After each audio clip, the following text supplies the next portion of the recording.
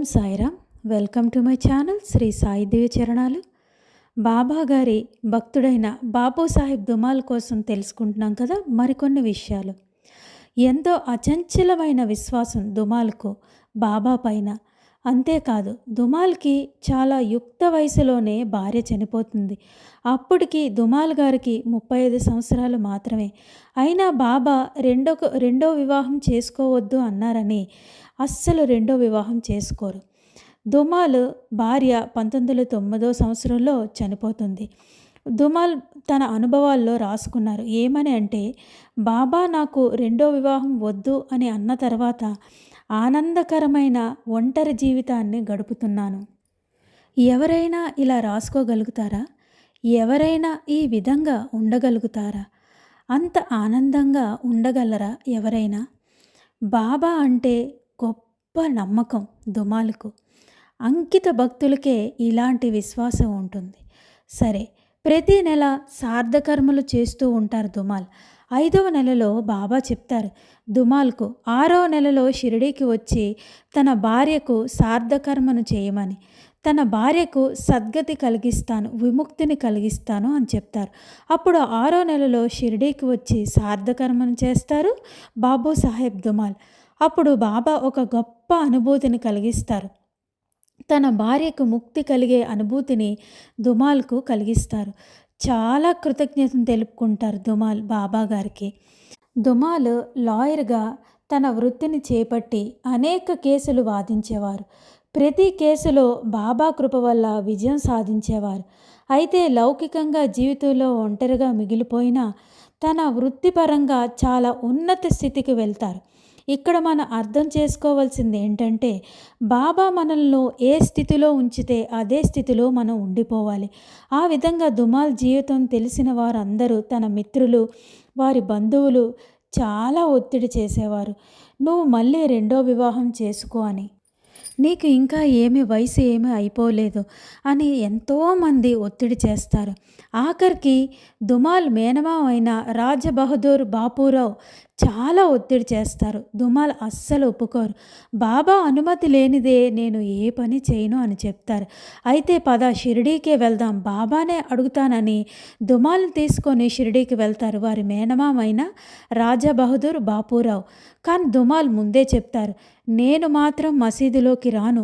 నువ్వు ఈ విషయం అడిగినప్పుడు నేను మసీదు బయటే నిల్చొని ఉంటాను, నువ్వు బాబాని అడిగిరా అని చెప్తారు. ఎందుకంటే బాబా చెప్పిన దానిని చాలా చక్కగా అర్థం చేసుకున్నారు దుమాల్.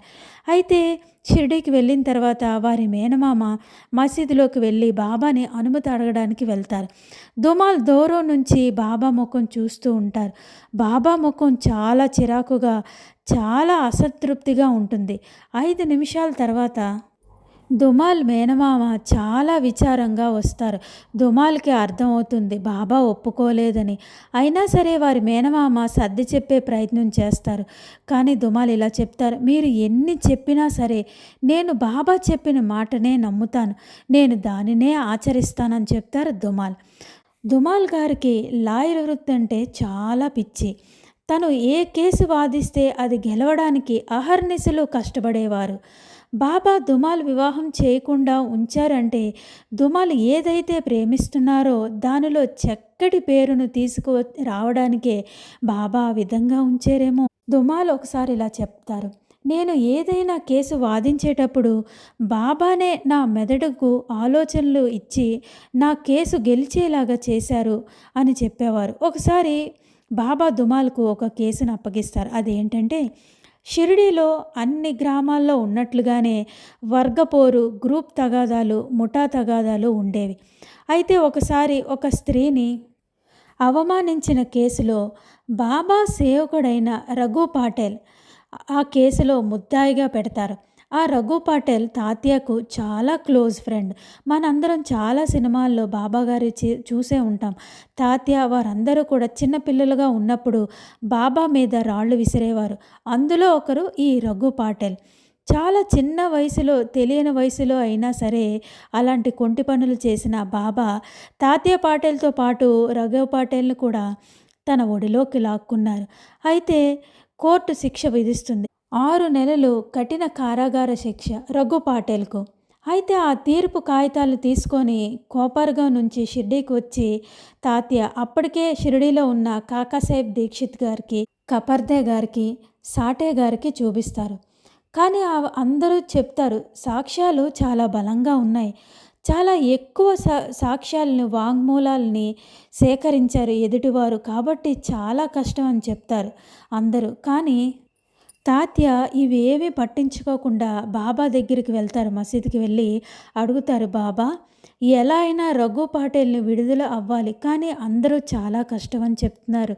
అంటే బాబా ఒక మాట చెప్తారు, నువ్వు ఒక పని చేయి తాత్య, ఈ కాగితాలన్నీ తీసుకొని నువ్వు దుమాల్కి ఇవ్వు, ఇచ్చి హైకోర్టులో అప్పీల్ చేయమని నేను చెప్పానని చెప్పు అంటారు. అప్పుడు తాత్య వెళ్ళి ముంబైకి వెళ్ళి దుమాల్కు చూపిస్తారు. ఈ కేసు తాలూకా పేపర్స్ అన్నీ చూసి దుమాల్ చెప్తారు, తాత్య చాలా కష్టమే, ఎందుకంటే సాక్ష్యాలన్నీ కూడా దోషులకు వ్యతిరేకంగా రికార్డై ఉన్నాయి. కింద కోర్టులో ఏవైతే వాంగ్మూలాలను ఉంటాయో అదే హైకోర్టు తీసుకుంటుంది, కాబట్టి కొంచెం కష్టమే ఏమో అని అంటే తాత్య ఇలా అంటారు, దుమాల్జీ బాబా మీకు ఇది ఇవ్వమన్నాడు, హైకోర్టులో అప్పీల్ చేయమని చెప్పాడు అంటే అప్పుడు స్పృహలోకి వస్తారు దుమాల్. ఎస్, ఈ అసైన్మెంట్ నాది కాదు, బాబాది. బాబా కోర్టు వేసుకొని కోర్టుకు రాలేరు, కాబట్టి ఆయన అసైన్మెంట్ పూర్తి చేయడానికి నన్ను ఎంచుకున్నారని హైకోర్టు న్యాయమూర్తి దగ్గరికి వెళ్ళి ఈ పేపర్స్ని ఇస్తారు. ఇచ్చిన తర్వాత అదంతా చూస్తారు జడ్జి గారు. చూసి ఇదంతా చూస్తే కేసు చాలా బలంగా ఉంది, శిక్ష సరైందే కదా అని అంటారు దుమాల్తో జడ్జి గారు. అప్పుడు దుమాల్ గారు జడ్జి గారితో ఇలా అంటారు, సార్ మీకు తెలియందే ఉంది, గ్రామాల్లో ముఠా కక్షలు ఉంటాయి. ఆ ముఠాల్లో ఇటువైపు వారు ఇచ్చిన సాక్ష్యాలు అవి పరిగణలోకి తీసుకుంటే కష్టం కదా సార్. ముఠా తగాదాలు దోషులకు వ్యతిరేకంగానే చెప్తారు, కాబట్టి మీరు దీనిని ఆలోచించండి సార్ అని చెప్తారు దుమాల్. జడ్జిగా అడుగుతారు, అయితే మీరు నమ్ముతున్నారా ఊరిలో ముఠాలు కక్షలు అన్నీ ఉన్నాయని అంటే అవును సార్ అని చెప్తారు దుమాల్. సరే అని చెప్పి ఏమి చేయరు, ఆయన తీర్పు కాగితాన్ని రాసి సంతకం చేసి దుమాల్కి ఇచ్చేస్తారు. ఏమని అంటే ఇవన్నీ ముఠా కక్షలు, వెంటనే ముద్దాయిని విడుదల చేయాలి అని చెప్పి తీర్పు రాసిస్తారు. ఆ తర్వాత జడ్జి గారు దుమాల్ గారిని ఒక ప్రశ్న వేస్తారు, షిరిడీలో సాయిబాబా హిందువా ముస్లిమా? ఆయన మీకు ఏవైనా బోధనలు చేశారా? ఎలాంటి బోధన చేశారు అని అడుగుతారు. అప్పుడు దుమాలు ఎంతో సంతోషపడి సాయిబాబా హిందువు ముస్లిము కాదు, ఆయన రెండిటికీ అతీతం, పరమాత్మ. నాకు వ్యక్తిగతంగా నాకు ఏది మంచిదో నాకు అదే చేస్తారు. అనునిత్యం బాబా తన భక్తుల కోసం ఆలోచిస్తూ ఉంటారు. కాబట్టి మీరు మీకు స్వ అనుభవం కలగాలంటే మీరు షిరిడీకి వెళ్ళి బాబాను దర్శించుకోండి అని చెప్తారు. అలాగే వీలున్నప్పుడు వెళ్తానని చెప్తారు ఆ జడ్జి గారు. ఆ తర్వాత బయటకు వచ్చేస్తారు దుమాల్. ఆశ్చర్యం, ఎందుకంటే హైకోర్టులో కేసు అప్పీల్ చేసినప్పుడు కింద కోర్టులో పేపర్స్ను తెప్పించి చూడాలి. ఒకటి పోలీసు వారిని నోటీసులు ఇవ్వాలి, ప్రాసిక్యూషన్ వారికి నోటీసులు ఇవ్వాలి. కానీ ఇవేవి కూడా లేకుండా కేవలం దుమాల్ గారు చెప్పిన మాటకు రఘు పాటేల్ను విడుదల చేశారు. చూసారా, బాబా గారు ఏదైనా ఆలోచించి చెప్పారంటే ఖచ్చితంగా అందులో పరమార్థం ఉంటుందని దుమాల్కి అప్పుడు అర్థమవుతుంది. బాబాకి పరిపరి విధాలుగా కృతజ్ఞత తెలుపుకొని షిరిడీకి వెళ్ళి ఆ కాగితాలను తాత్యాకి ఇస్తారు. తాత్య ఎంతో సంతోషంతో ఇద్దరు కలిసి వెళ్ళి బాబాకి ఎంతో కృతజ్ఞత తెలుపుకుంటారు తాత్య. ఈ విధంగా రఘు పాటేల్ని విడుదల చేస్తారు. మరికొన్ని విషయాలు మరొక వీడియోలో తెలుసుకుందాం బాబు సాహెబ్ దుమాల్ కోసం. ఓం సాయిరామ్.